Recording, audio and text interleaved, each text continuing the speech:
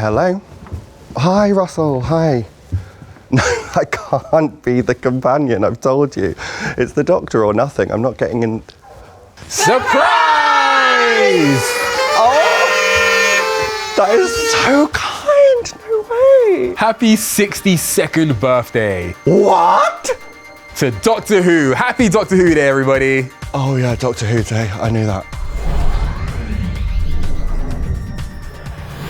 Hello and welcome back to the Whoniverse Show, Doctor Who Day edition. I'm Tyrell, and this month we are joined by... Me, Kofi. Great news, they finally let me into the building. But don't worry, Crystal is just exploring a mirror dimension and we'll be back for our Christmas episode. However, this month, with the imminent arrival of a brand new chapter in the Whoniverse, the war between the land and the sea, we are so excited to be joined by exec producer and writer, Pete McTighe. We revisit an iconic episode from the latest series.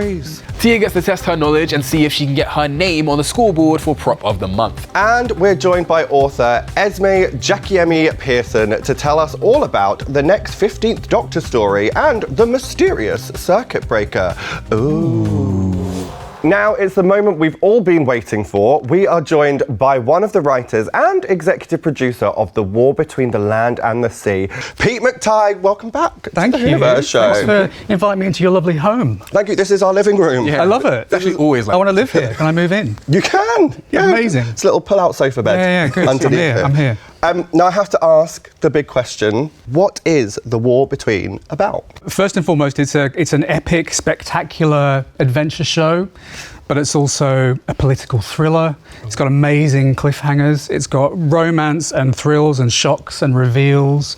It's got it all, which is why it's so exciting that it's going out in December, because it's going to be kind of sitting there for everyone to be able to binge over Christmas. And, you know, not just Doctor Who fans, anyone can kind of watch this. But fundamentally, what the show is about at its core is the fact that, you know, as a species, we have been ruining the oceans and the rivers and the climate.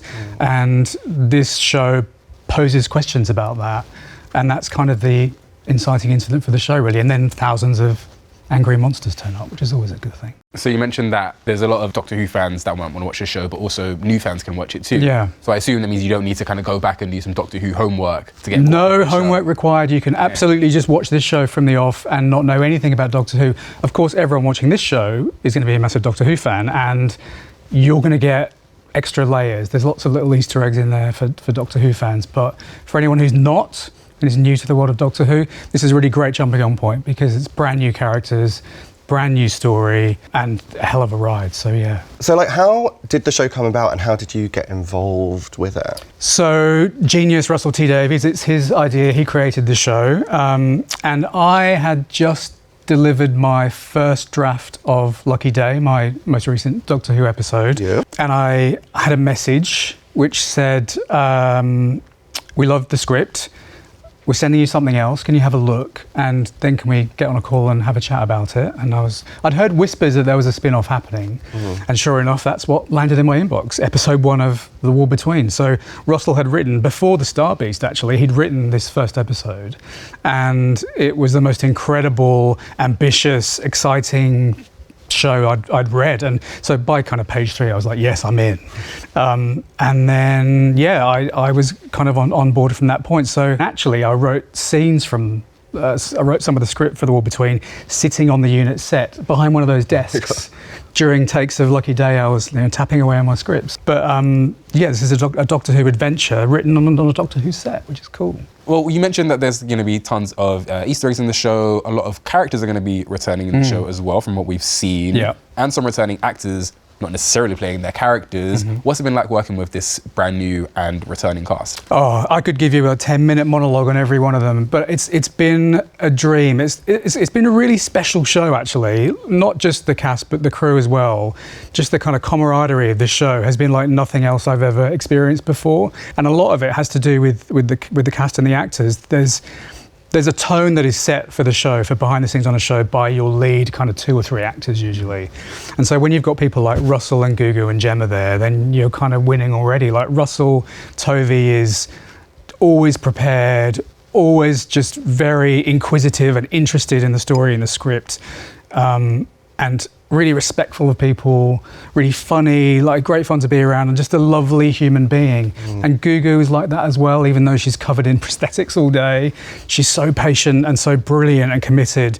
And Gemma's astonishing. So to have those three set the tone for the show was kind of really important, and everyone else just kind of then kind of fell behind them, and we came together as a group. And there were really tough times making this show. We were, stranded on a beach in Spain in the middle of a lightning storm at 3 a.m. Lots of crazy things happened, but we just had the best time, and we were the best group of people, and it's been really special. Now, you briefly mentioned Easter eggs, and I feel like I have to bring this up. Sure. I feel like I'm not supposed to, but I'm going to. There is an egg-shaped thing here. Do you know what it is? I do know what it is, yeah. We spent ages on the design for that. I can't really tell you what it is. It is an egg-shaped thing, so I will leave it there. But you will see it in episode 1. Okay. I'll tell you that much. Interesting. And it's kind of a pivotal point of the story. I'll put it down then. Oh my God, yeah, should we not break it? It's the only one. They haven't got any back. I think we had stunt ones, because there's a sequence where it's kind of dropped. So we had stunt ones, and then we had the proper ones. I think that's a proper one. Okay, so we know that it's something that gets dropped. Yeah. Is that like exclusive tea? That's just exclusive. Spilt? There you go. Exclusive fact. There you go. Stick that on the website.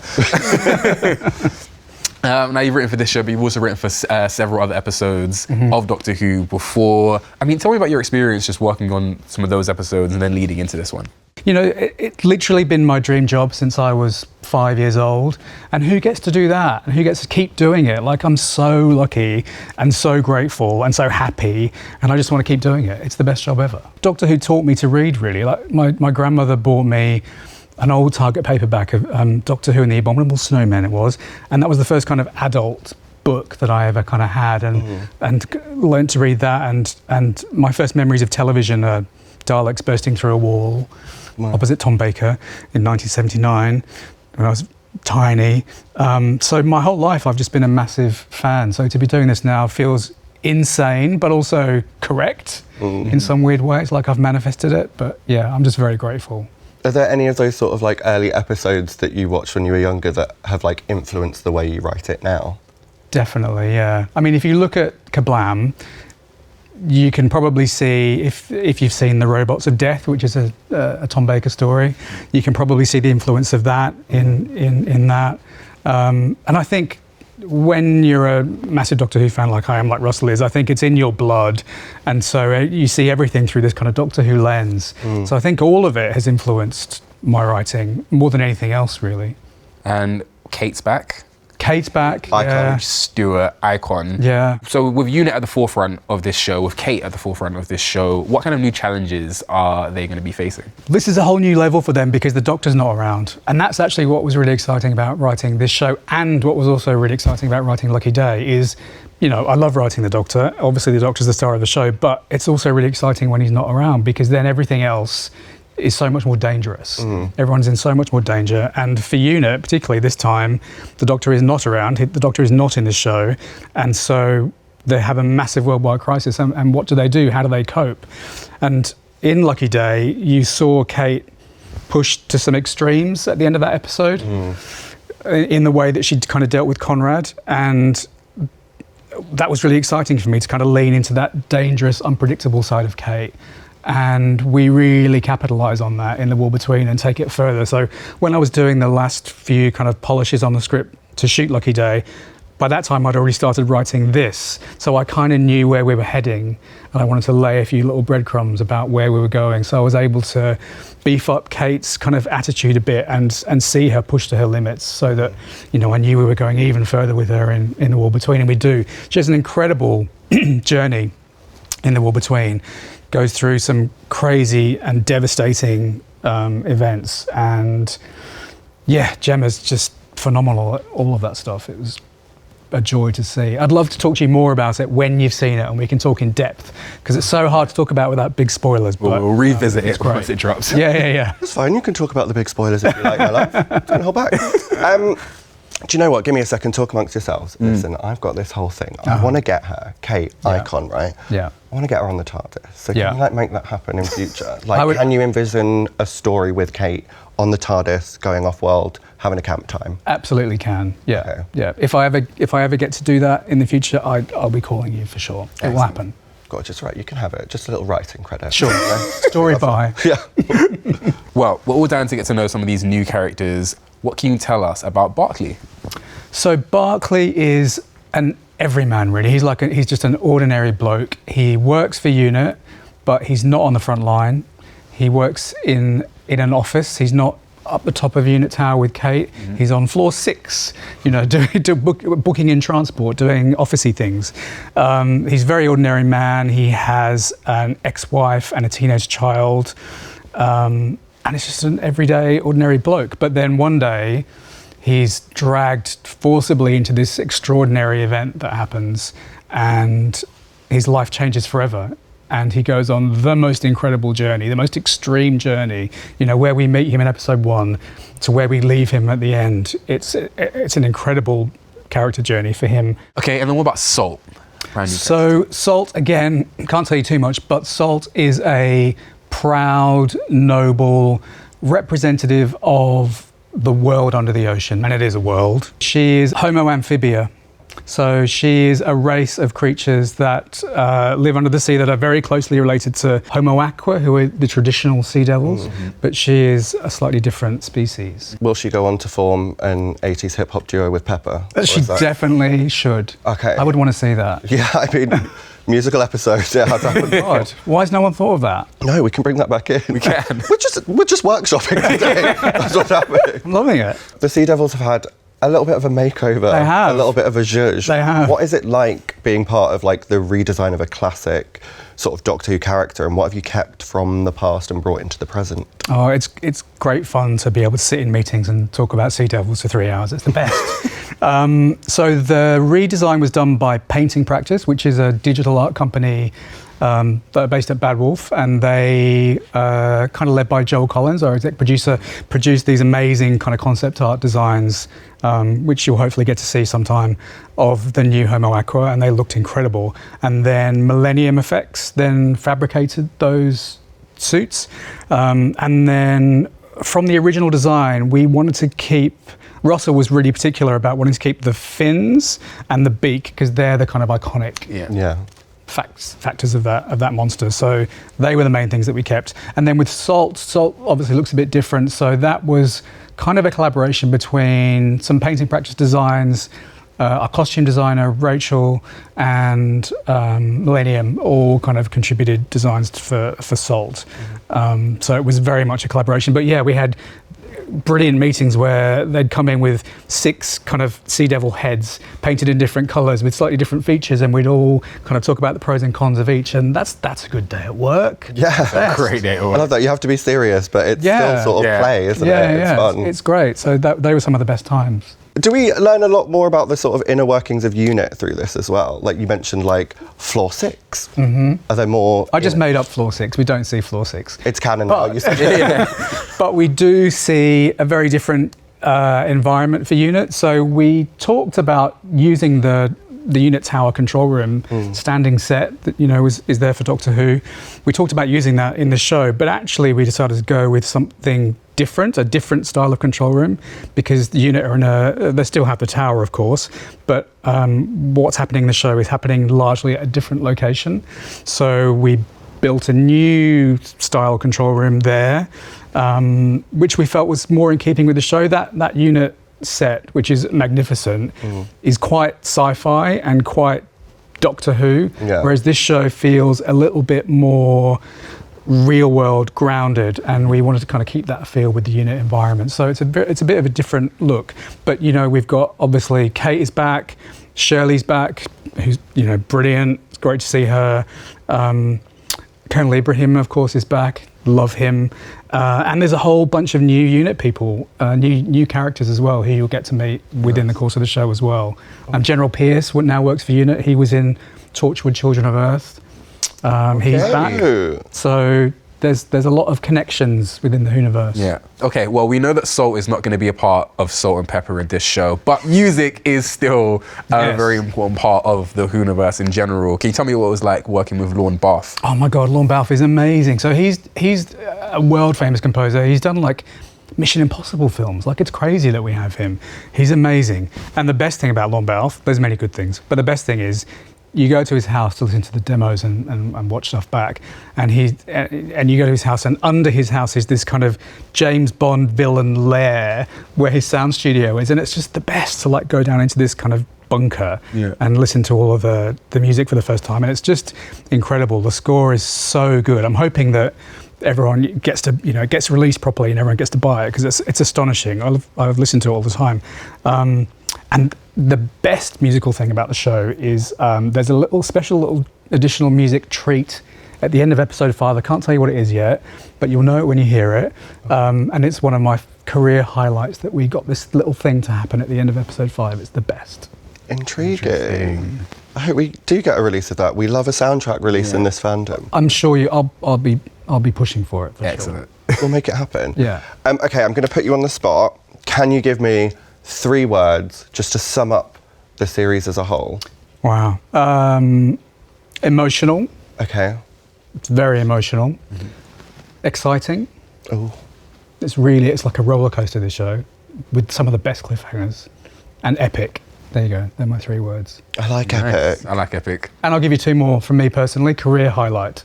Well, thank you so much for opening up about this new show. You'll be able to watch The War Between the Land and the Sea on BBC iPlayer in the UK in December, and Disney Plus, where available in 2026. So Pete, you have penned the incredible Lucky Day from season 2, a story unlike any other Doctor Who episode, and a plot twist that could genuinely give you whiplash. Insane. Good. Now, I love Ruby. Me too. But I have to ask, what sort of inspired you to sort of focus on her life post-TARDIS, PT? Well, it was Russell's idea. Russell phoned me up, FaceTimed me, and said, I really want to do an episode where we focus on the companion and what happens after the Doctor. And I've always loved that idea. That's what I play with a lot doing those Blu-ray collection box set trailers, is I play with the idea of getting old companions back and finding out what's happened to them and stuff. So love that. But the opportunity to do a really deep dive into Ruby and really psychologically look at what would have happened if you'd gone and had this year of crazy adventures, and then suddenly you're plonked back in your real life and you're eating chips with Emo in front of the telly. Like, what does that do to you? So I was fascinated by that. And Russell let me kind of run with it, and it was just a joy to develop that script with him. He wanted a story that had the big kind of reveal in the middle, to kind of pull the rug out from under the audience, and that was all such fun to write. It was great. It was a gag when that happened. It was. I was shocked. It's the best fun to write, because you as a writer know what's coming, so you're able to kind of lay little breadcrumbs that when fans go back and watch it for the 56th time, they can see little things, little clues.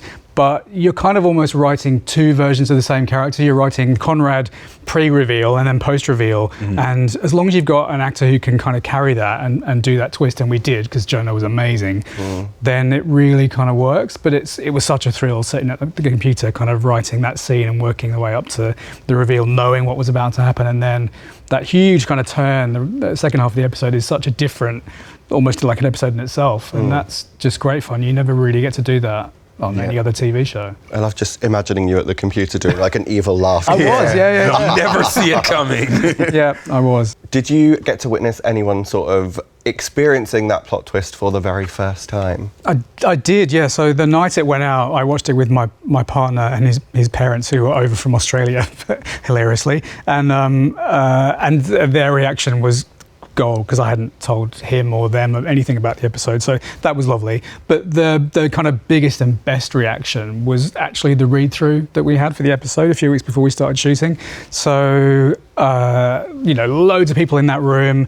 Lots of people hadn't had time to read the script yet because they were busy doing other stuff, and so genuinely, when the time came for that reveal, people were properly shook. Like Shooty in particular was like, and you can see the footage, it's on Unleashed. He was just genuinely floored about this sudden change in Conrad. And Varada and loads of other people, like there were audible gasps around that room. And I've never been in such a rowdy read-through before. And that was really exciting because we really knew then, oh, cool, this twist is really gonna work, because everyone in the room was so shocked. Just out of interest, like curveball question, are there any like sort of like classic companions, like past companions that you're like, I want to know what they're up to as well? Like what happened to them post TARDIS? I literally spend all my days thinking about them. Me too. So I think Polly's doing quite well. I think she's gardening in Cornwall and is quite well adjusted and is just living a lovely life. I think everyone else is probably quite messed up, actually. It's always nice to revisit. Like when I started doing those collection box set trailers, bringing Sophie Aldred back as Ace for the first one was such a thrill because she hadn't been seen on screen since Survival.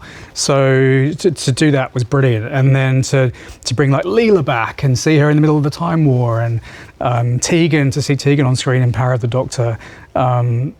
It's always a thrill to see those people, but I literally spend all day thinking about them. So name a companion and I will tell you what I think's happened. Martha. Sorry. No, I was so on my tongue, it was going to jump out. Instant. I feel like Martha's heading up like unit in the US, probably. I feel like she's a version of Kate. Maybe she's not, who knows, Russell will tell you. But I feel like she's got a very important role within unit, probably in New York. The Shriek. Yes. Great new addition. The design, we've got the head right here in the studio. I love that. And that's one of the fake out ones, isn't it? That is one they take off. What can you tell me about the design and the inspiration for the Shriek? So when I was a kid, I was always terrified of big dogs like Alsatians, and I was like attacked by a dog when I was like 3 or something. I can't remember it, but apparently I was, and that's why I was scared of them. So when I wrote this episode, I didn't want like a man walking upright in a suit. You know, I wanted something else that moved very differently. So the kind of dog wolf idea is kind of where I came at it with. And then we all kind of designed it in a collaboration. And then the real hero of the Shriek is Gethin, the performer inside, the real one, who was just incredible. And he's actually in The War Between, playing our lead Homo Aqua. Oh, wow. Lovely guy and incredible, very talented. And he, along with Paul Casey, our movement coach, developed that kind of dog-like crawling movement, which is all in the script. You know, I was very clear about the way it moved in the scene directions, but it's another thing to have to wear that bloody thing and then with this really heavy head, because it's got lots of animatronics inside and stuff, and to be able to kind of do that and leap on tables and leap off tables, and you know, he did an incredible job doing that. And I think, yeah, what we were left with just looks amazing. Do you know the story about the fake one and how they did that, how they designed it? No. Oh. So Millennium Effects made the real suit and the real head, and then they had to make the fake one that Conrad's friends do. So what Neil Gorton, the head of Millennium, did was he basically said to one of his sculptors, I'm going to show you the real one, I'm going to show it to you for 60 seconds, and then take it away, and you've got to remake it. Just from memory. And so that's which is a great idea, because Conrad's seen this video of the Shriek and has to then relay it to his friends, and they have to kind of make it and construct it, and that's kind of how they come up with that, which is pretty close to the... I was going to say for 60 seconds. Yeah. Good memory. Yeah. I have to ask, Think Tank. Yes. Was that a nod to the Fourth Doctor? Love that. Yes. So I love that story. And when I was writing it, I kind of had lots of different ideas about what his group would be called, but I thought he would have done a deep dive into UNIT and the history of UNIT and the groups that have opposed UNIT, and he's kind of taken on that mantle of Think Tank. I think he would have loved Think Tank and Hilda Winters and all that lot. He would have loved it. So yes, absolutely, nicked it. Now you got to sort of work Mrs. Flood into the episode. I have to ask, how much warning did you get about that, and did you know who she was? I knew everything. You knew the whole time? Yes. So the first conversation I had with Russell about Lucky Day, he was like, let me tell you about the season. And I just kind of sat there with my mouth open as he told me everything. Yes, she's the Rani, and I was just like, hang on, what?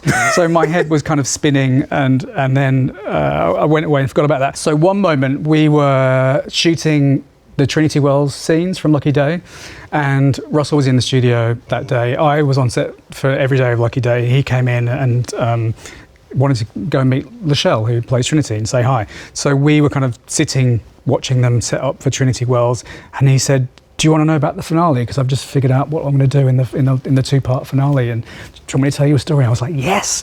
So we're sat there watching them film Trinity Worlds, and Russell is telling me a new Doctor Who story. He's telling me all about the Rani and the Reality War and Omega, and I was just kind of sitting there going, wow, that was the really special moment. Speaking of Ncuti, he of course was in the table read because he was in the episode. He pops up again at the end, the big confrontation on the TARDIS. We shot that on the 60th anniversary.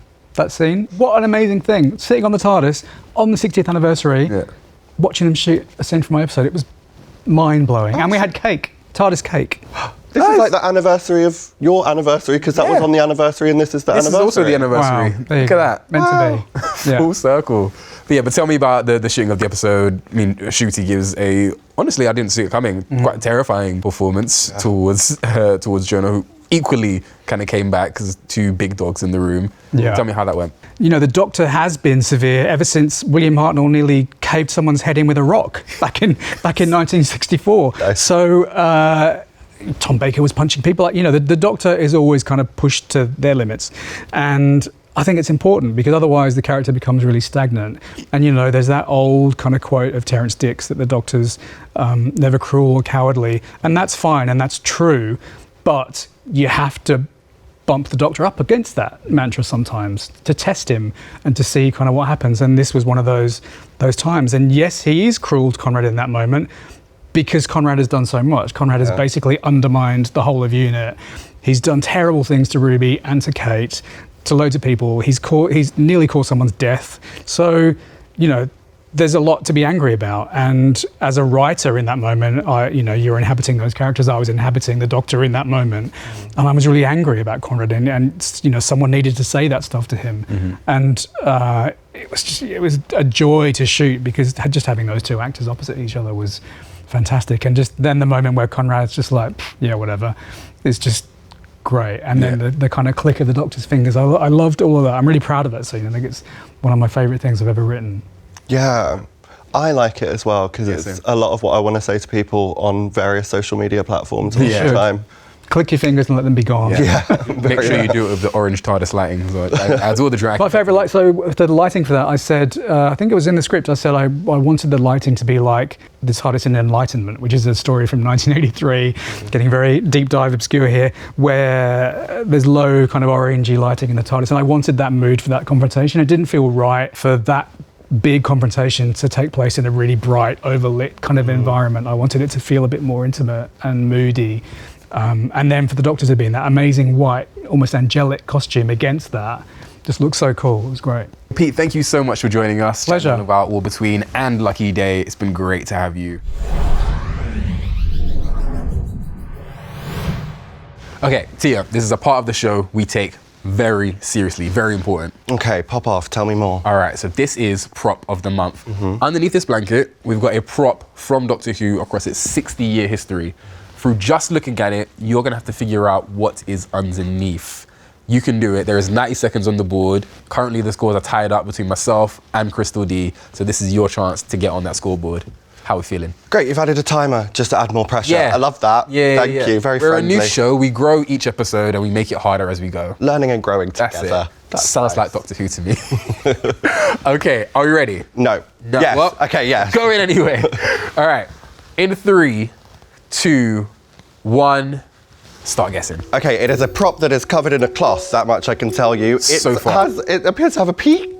I can't tell anything about this. This is awful. It's square. It's square. It feels a little bit like a cushion, like a lovely something you'd put on a sofa, maybe. I don't know what it is at all. What is this? I want to touch it. I'm not allowed to touch it. Those are the rules. Not yet. I want to poke it with my hands. I don't know what it is at all. I feel like I need the time is ticking down, and that is like so threatening. All right, so your first clue. Your first clue is that this thing is from season 2 of the latest series. So it appeared in one of the most recent episodes from this year. Oh, right, okay. It's like a Shooty Belinda moment, and it's not the Vindicator, because I feel like that's already popped up. That has. What else did they do? They've been on a lot of travels. They have. Is it maybe a cartoon come to life? Is it that? It is not. I don't know. Is it a god of the pantheon? What could it be? 30 seconds left. Your next clue is it is blue, to be specific, the same color as this chair that I'm sitting on as well. More or less. Oh, okay. I thought that's more of a turquoise. Blue. It's a tiny TARDIS. What is blue? The cloth is blue. Are you sure you're not? It's not the same as the it's turquoise. It is the chair blue. Is it this chair? Last clue is that it cleans floors very well. Oh, it's the in the first one with the and it went on the floor and then he became a tiny sperm. I'll take it. Yeah. More or less.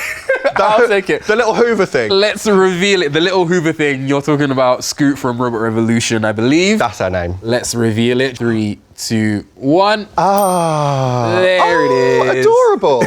It is Scoot from Robot Revolution in season 2 of the latest era of Doctor Who. This is the actual prop they use on the set of the show. Feel free to now. You can touch it and lift it up and have a feel. Oh my God, it's quite heavy. I've not been to the gym enough to be honest. It's actually you had to shake it. Oh God, yeah. Oh yeah, we'll share the weight. Yeah, it's got little wheels.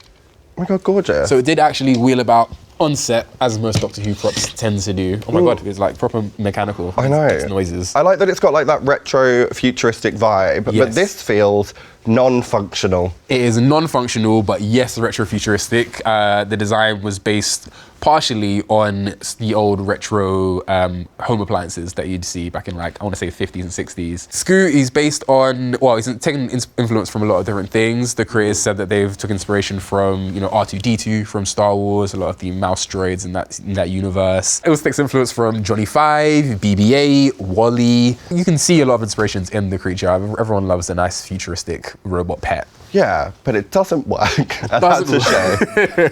Not to shame the designers, but I want to give these a go. I feel like that could spin. I feel like they must. Yeah, come out it'd be helpful to take my makeup off later. Thanks, Keith. Kirby. Oh, Kirby. Incoming Doctor Who Day update.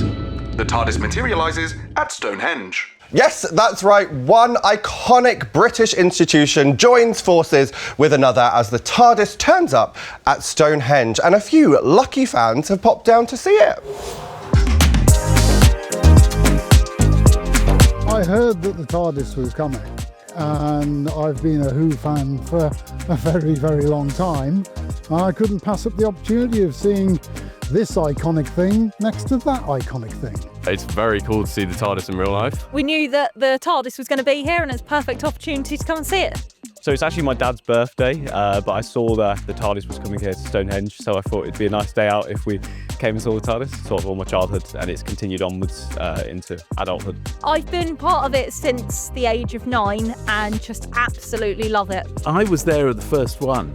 I watched it in November 1963, and I was absolutely enthralled. As you can tell, I'm the 7th Doctor's biggest fan.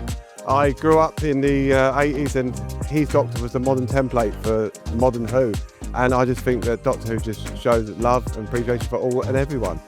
I think it's such an interesting medium for the way they can tell stories and go anywhere and do anything, and it's just so long lasting because of that, because they can do anything. I'm incredibly excited for the War Between the Land and Sea. I'm very, very excited. I think it's something that's different. We haven't had anything since like Torchwood and Sarah Jane, and having something that's a different part of the universe, I think that they always do it well.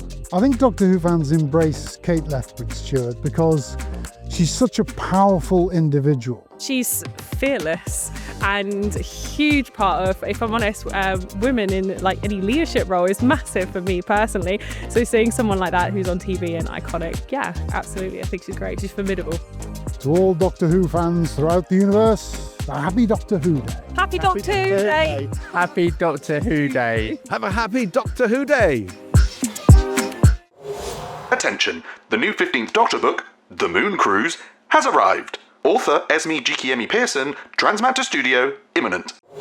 Esmie, welcome to the Whoniverse Show. Thank you so much for joining us. Thank you so much for having me. I'm so excited. Oh, we're excited as well. You've written the novelization, of course, for The Church of Ruby Road, and now you're back for your own story with the 15th Doctor, The Moon Cruise. Look at that. We rehearsed that earlier. Can you tell us a little bit more about the story? Yeah, the villain's name is Marilyn Moon, and she is like the moon of the Moon Cruise. So basically, Belinda and the Doctor are trying to charge up the Vindicator, so they land somewhere random, and it's this enormous enormous cruise that's sort of traveling through space.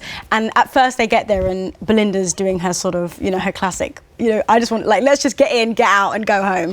That I was like, yeah, sure. And they end up going and having this honestly quite fun, kind of like girls at the spa, day out on this cruise. And it feels really fun, really nice. And Belinda starts to relax and she's like, you know what? Maybe this was what I needed after all, except then of course everything starts to go wrong. And without spoiling too much, they encounter kind of these strange guard droids that are zooming around the cruise. They encounter Marilyn herself, who's kind of this tech trillionaire who owns the cruise and is using it for nefarious purposes that I cannot reveal, but are really scary. Well, writing a story for the 15th Doctor back in comparison to, say, Church of Ruby Road, which was, a story that was preconceived, what was it like coming up with it completely originally? This one kind of came to me because I had to pitch a couple of them, and I was playing around with what's a really unlikely situation that you could put the Doctor and Belinda in, and I was playing on the idea of Belinda saying, I just want to go home, and I kind of always think, God, these guys just need a break, they need a holiday, and so I thought, how funny would it be if they were put in an environment that was holiday-like, but then it turned out to be just awful, as per usual. And yeah, it was just really nice to get to put my own spin on their relationship. I've absolutely loved watching them sort of develop and grow as individually and together throughout the season. And tell me more about the villain. Our front cover villain here, Marilyn Moon. Yeah, so Marilyn Moon was a really interesting character to come up with. While I was writing the story, something happened which never usually happens, which is that I really couldn't get a handle on who the big villain of the tale was. And it kind of felt like it was going to be a bit of a thematic thing, the villain is capitalism or something like that. And I thought, no, we need to have somebody who truly embodies all of the worst things about this system that I've created. And a lot of the book is about the haves and the have-nots and who gets the privilege to sort of take a break and who never gets to take a break and always has to work. And a lot of it is about sort of the prison system and restorative justice, and I really wanted to make it timely as well. I think there were a lot of conversations in the news as I was writing it about the rise of the billionaire and will we ever see a trillionaire, and that question really sparked my Doctor Who brain, because it's very what if question that Doctor Who kind of thrives on, and so I thought often these sort of ultra wealthy people have a bunch of businesses that can seem quite innocuous, and you kind of go on a huge cruise, but you're not thinking who owns this ship and who's making all the money off sort of all the different countries that we're using kind of as a backdrop for our holiday. And so I just thought it would be really interesting to have Belinda and the Doctor peel back the layers of the cruise ship. Tell me more about you growing up on Doctor Who. Yeah. What kind of influences did it have on you growing up? Well, I came to the show as quite a young child. I was about 8 or 9, and I just moved to the UK from Australia, so I'm Sydney born and raised. So we came back over when I was 9 years old, and I really struggled to make friends. It was just so different in every single way, and so there were a good few weekends in the sort of first year that I'd moved to England where I was just sat at home watching TV. So one day we discovered BBC iPlayer. We were scrolling through it, what can we watch? And we came across this show that was fantasy, sci-fi, time travel, and those were all the things I was obsessed with. So I was immediately this is going to be my thing. And we started watching it, and me and my sister were just absolutely taken away. We were obsessed with it. We watched, I think we were only allowed to watch 2 episodes a day. So we were rationing them, okay, we're gonna watch these tomorrow, then we're gonna watch that. And I really remember being maybe 11 or 12, maybe 13, when Matt Smith said, 1,000 years of time and space, and I've never met anyone who wasn't important. And I think that is the quote that hooked me for life, and just really is the quote that I keep in my mind when I'm writing anything Doctor Who related, because I think it encapsulates the ethos of the show so succinctly and so clearly that, yeah, it's kind of my lodestone when I'm thinking about what is Doctor Who, why do I love it so much? It's because it makes everyone feel like they're worth something, and I think that's amazing. So I've got to ask the big question. I've been hearing a lot of talk about this mysterious circuit breaker, and I don't know that much about it. We've only sort of touched on it. I've heard speak of it, but can you finally reveal to us a little something, spill some tea? I can. I can definitely spill the tea on circuit breaker. So this is a project I'm insanely excited for. We get to bring back the fugitive Doctor, so definitely Joe Martin will confirmed be involved. Love. Yeah, when I was asked to sort of come on board for this, I was overjoyed. And the reason that it's so special is because it's going to be a multimedia project. So you'll have audio, you'll have games, you'll have books, which is obviously my favorite part of it, which I'm really excited for. And it's going to be huge. Like, the story that we've created, from a writing perspective, it was really interesting because we had to create a story that would work well individually. So we want people to be able to come to each story on their own and kind of sort of experience that. And if that's all they want to experience of Circuit Breaker, that will be fine. But the real deal with Circuit Breaker is that it's going to be a narrative told over multiple stories. So it's going to get really deep. It's going to be really in depth. It's going to be quite complex, and I've just really loved building out the fugitive Doctor as a character because I felt like we don't know anything about her. And so from a writing perspective and a storytelling perspective, that is so exciting because it means that the potential is limitless.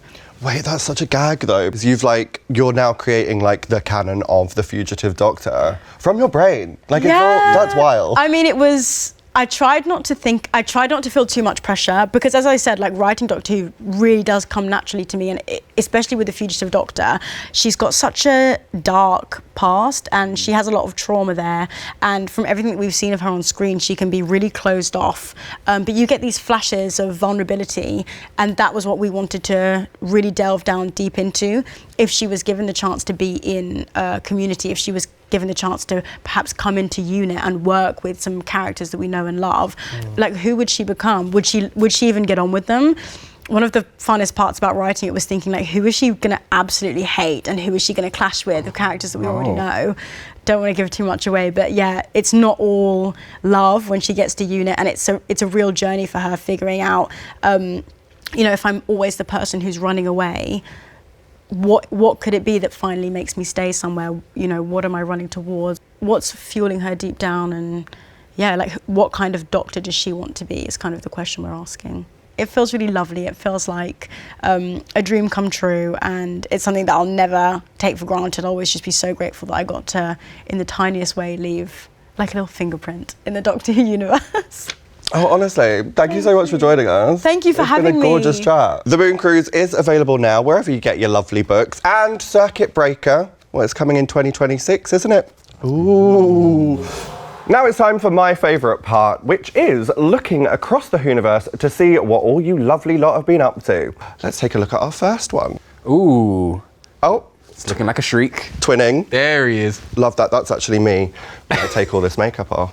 That's gorgeous. Yeah. That is really well done. Super well detailed. I love even just the detail of like every little spit coming, acid? I don't know, coming out of his mouth.